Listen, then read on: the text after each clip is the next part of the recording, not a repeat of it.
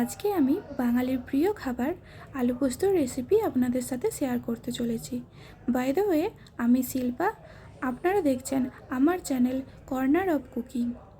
আলু পোস্তর জন্য আমি প্রথমেই ঝিঙে এবং আলুগুলোকে ডুমো ডুমো করে কেটে নিয়েছি এবং তারপর একটা কড়াইতে তেল দিয়ে একটা শুকনো লঙ্কা এবং অল্প জিরে ফোড়ন দিয়ে ওই ডুমো ডুমো করে কেটে রাখা ঝিঙে এবং আলুগুলোকে দিয়ে দিলাম। তারপর একটু নাড়াচাড়া করে নেব।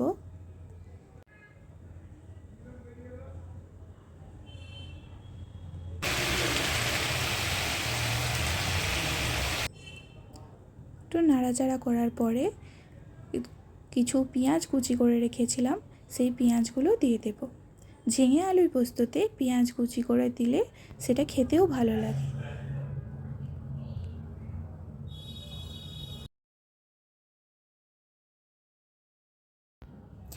এরপর পরিমাণ মতো নুন দিয়ে দেব।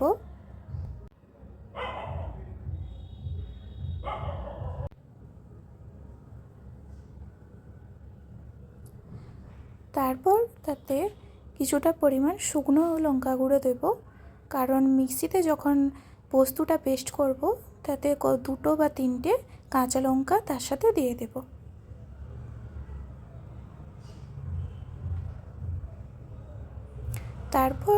এরপর পরিমাণ মতো জল দিয়ে ঢাকা দিয়ে দেব।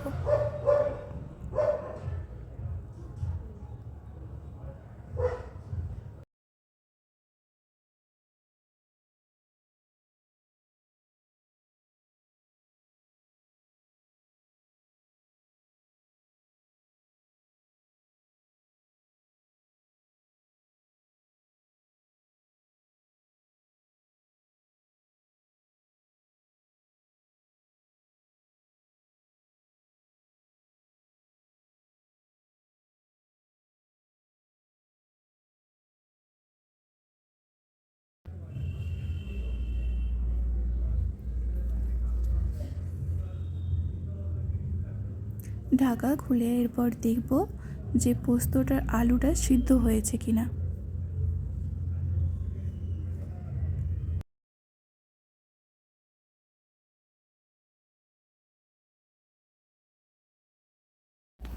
এরপর মিক্সিতে কিছুটা পরিমাণ পোস্ত এবং কাঁচা লঙ্কা দিয়ে একটা পেস্ট তৈরি করে নেব।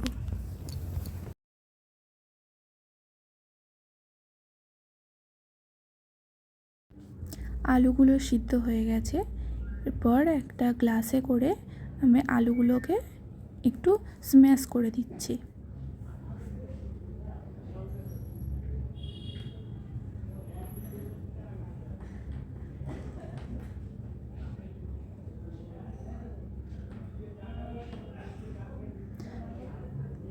স্ম্যাশ করা হয়ে গেছে এবং এরপর যে পেস্টটা করে রেখেছিলাম পোস্ত এবং কাঁচা লঙ্কার, সেই পেস্টটা দিয়ে কিছুক্ষণ নাড়াচাড়া করে নেব।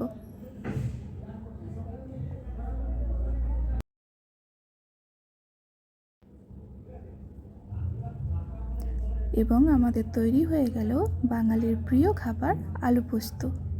নমস্কার।